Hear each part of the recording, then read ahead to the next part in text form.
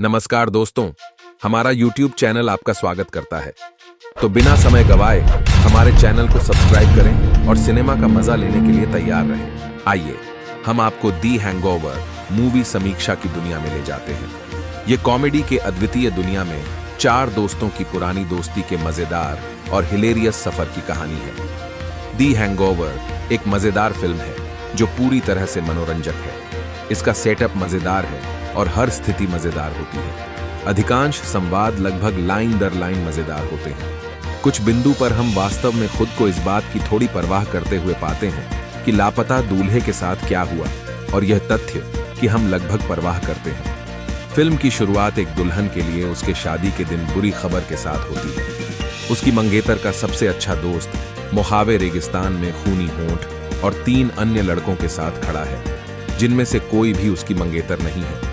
उन्होंने उसे खो दिया है। वह उसे सलाह देता है कि शादी होने का कोई रास्ता नहीं है। हम एक बैचलर्स पार्टी के लिए वेगास की उनकी रोड ट्रिप के लिए 2 दिन पीछे जाते हैं। डग, उसके भावी पति जस्टिन बार्था के साथ उसके 2 दोस्त school teacher Phil, Bradley Cooper और डेंटिस्ट स्टू, एड हेल्म्स शामिल होंगे।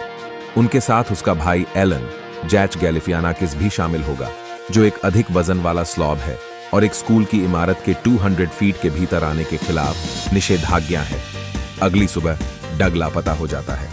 अन्य 3 कई घंटों से लापता है। उनमें से किसी को भी कुछ याद नहीं है, क्योंकि वे सीजर पैलेस की छत पर जागरमेस्टर के शॉट्स पी रहे थे। वे यह जानना चाहते हैं वो $4,200 के एक रात के कमरे में कैसे जागते हैं, जिसमें एक बाघ, एक मुर्गी, एक रोता हुआ बच्चा, एक खोया हुआ दांत और बेली बटन पियर्स्ड। और जब वो अपना पार्किंग चेक डोरमैन को देते हैं तो वह पुलिस की गाड़ी क्यों लाता है, और डग कहां है? उनकी खोज फिल्म के बाकी हिस्सों के लिए एक संरचना प्रदान करती है।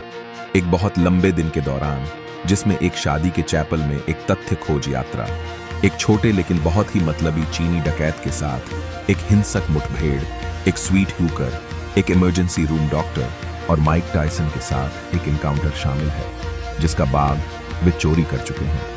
हालांकि माइक टायसन इसके बारे में काफी अच्छा है। मुर्गी के बारे में कोई स्पष्टीकरण नहीं दिया है। इन घटनाओं के बावजूद दी हैंगओवर केवल एक लैफ रायट नहीं है।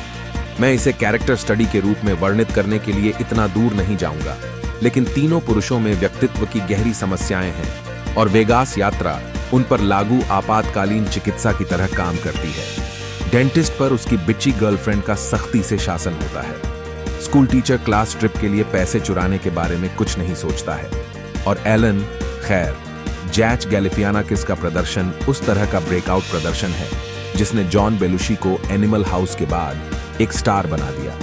हम वास्तव में मानते हैं कि वह ईमानदार है जब वह चेक इन काउंटर पर मैनेजर से पूछता है, क्या यह असली सीजर पैलेस है?